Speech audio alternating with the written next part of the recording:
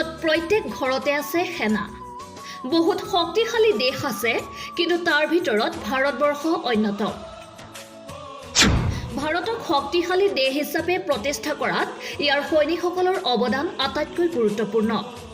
আমাৰ ভাৰতৰ সৈনিকসকলৰ যি দেশভক্তি, সেই দেশভক্তি অন্যান্য দেশসমূহত খুব কমেই দেখিবলৈ পোৱা যায়।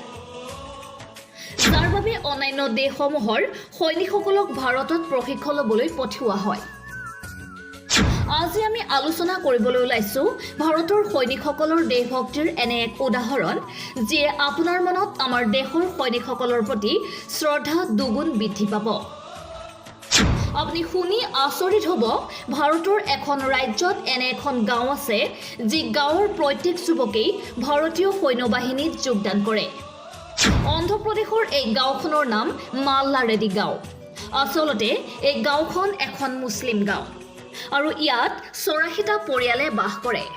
গাঁওখনৰ বিশেষ অৰ্থ হ'ল যে এই গাঁওখনত বসবাস কৰা সৰুৰ পৰা ডাঙৰ সকলো লোকৰ মাজত দেশভক্তি দেখিবলৈ পোৱা যায়, যাৰ বাবে ইয়াত থকা প্ৰত্যেক শিশুৱেই ডাঙৰ হৈ ভাৰতীয় সেনা হোৱাৰ সপোন দেখে আৰু ভাৰতীয় সেনা হোৱাটোৱেই তেওঁলোকৰ জীৱনৰ লক্ষ্য হিচাপে বাছি লয়।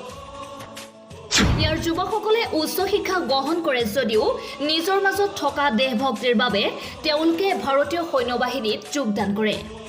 বৰ্তমান এই গাঁৱৰ প্ৰায় 120 জন ব্যক্তি ভাৰতীয় সৈন্যবাহিনীত কৰ্মৰত হৈ আছে।